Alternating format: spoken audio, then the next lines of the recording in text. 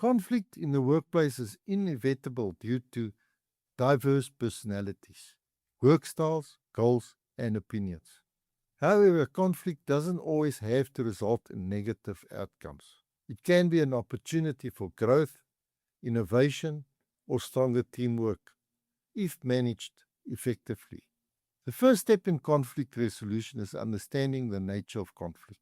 Workplace conflicts can arise for several reasons, such as differing values, competing priorities, or communication breakdowns.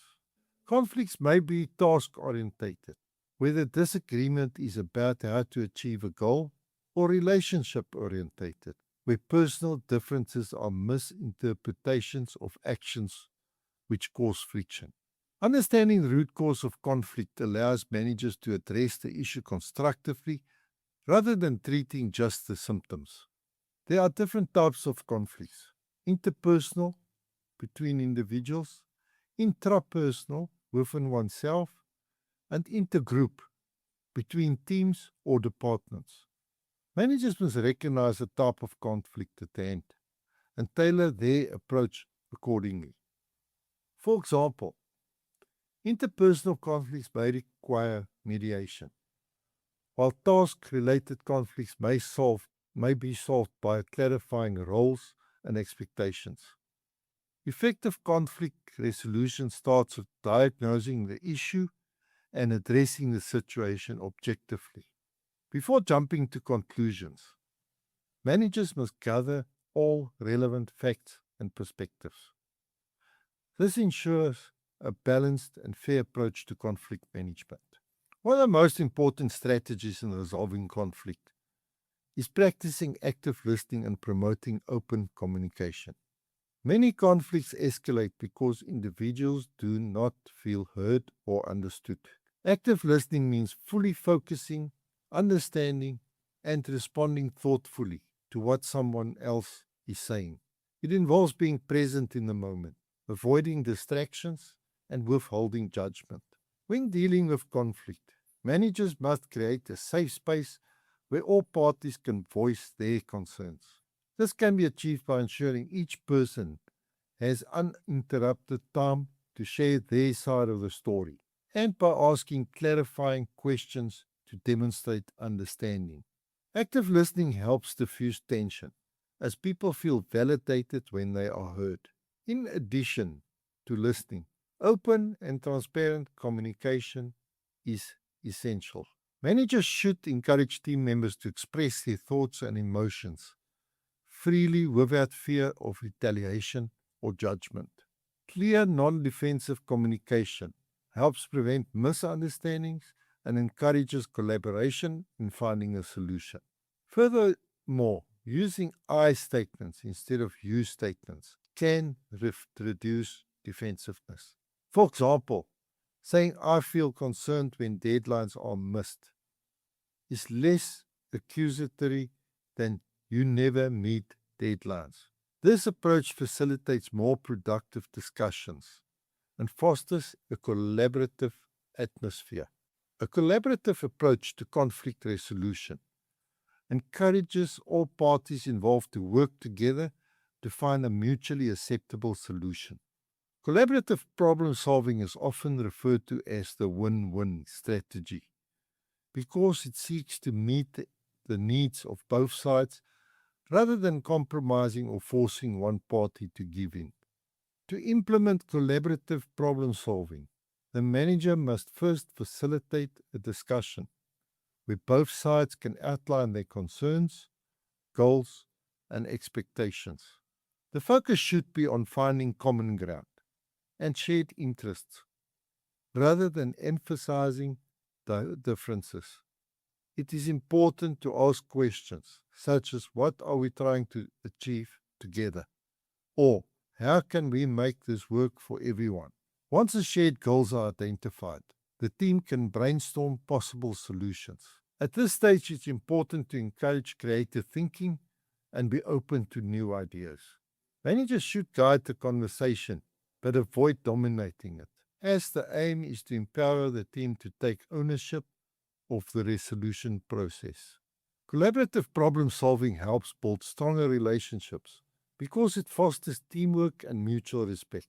When team members know that their opinions are valued and that they will have a say in resolving conflicts, enhances trust and morale.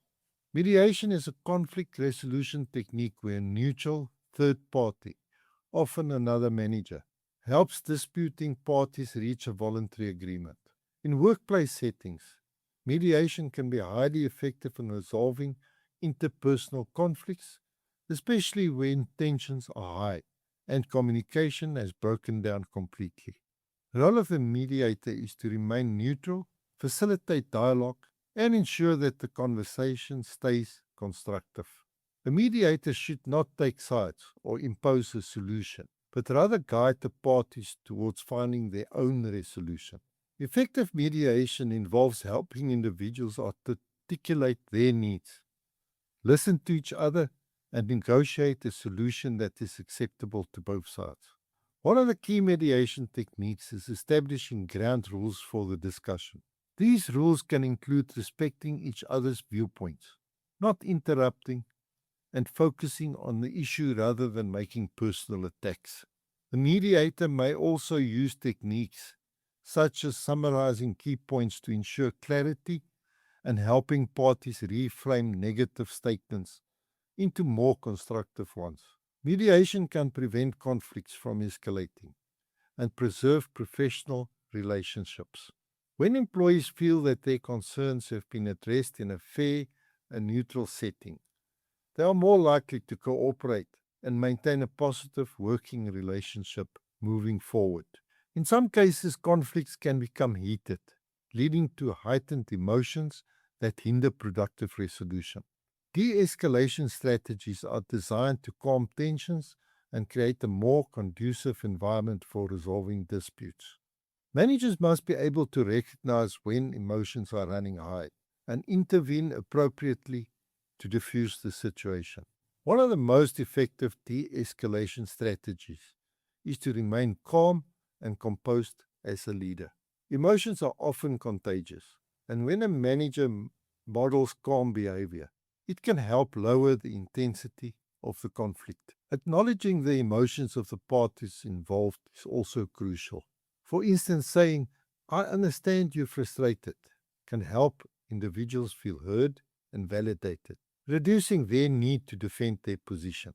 Other de-escalation techniques include encouraging a break in the conversation to allow emotions to cool, using a neutral tone of voice, and avoiding inflammatory language. It's also helpful to refocus the conversation on problem solving by asking constructive questions, such as "what can we do to resolve this?" rather than dwelling on past grievances. Effective de-escalation prevents conflicts from spiraling out of control and helps bring the conversation back to a place where productive dialogue can occur. Conflict resolution doesn't end once a solution has been reached. It is essential for managers to follow up with the parties involved to ensure that the resolution is being implemented effectively and that no residual tensions remain. Following up demonstrates a commitment to maintaining a healthy work environment and reinforces the importance of accountability. A follow-up conversation allows the manager to check in on the progress of any agreed upon actions. For example, if a performance improvement plan was part of the resolution, the manager can review progress towards specific goals. It's also an opportunity to address any lingering concerns or misunderstandings that may not have been fully resolved during the initial conflict. Evaluation is another critical aspect of conflict resolution. Reflecting on the conflict and how it was managed can provide valuable insights for future situations. You should ask yourself, what went well? What could have been handled differently? What have I learned that will help me manage future conflicts more effectively? Regular follow-ups and evaluations help ensure that conflicts do not reoccur and that the workplace remains a positive and productive environment for all team members. By thoroughly exploring these conflict resolution strategies, Managers will be better equipped to handle difficult situations, build stronger teams, and create a more harmonious and productive work environment. Well done on completing this essential module on communication and conflict resolution. You've now explored 3 critical lessons that every aspiring leader needs to master, and that is effective communication skills. You've learned how clarity, empathy, adaptability, and feedback shape the way leaders connect with their teams. Then you looked at handling difficult situations and people. You've discovered the importance of staying composed, managing performance issues, and navigating workplace challenges with professionalism. Finally, we looked at conflict resolution strategies. You now have a practical toolkit for resolving misunderstandings, setting boundaries, and guiding your team through tension with fairness and respect. These aren't just soft skills. They are power tools for building strong relationships, maintaining team morale, and earning trust as a leader. Your next step is to reflect on how you communicate under pressure and how you currently handle conflict. Use what you've learned to set personal goals for growth. Once again, apply these strategies. Start small. Maybe it's listening more intentionally in your next meeting or giving clearer feedback. Every moment is a chance to lead better. Also, don't forget the feedback. Your insights matter. What did you find useful in this module? What could be improved? Your input helps me support you and others even better.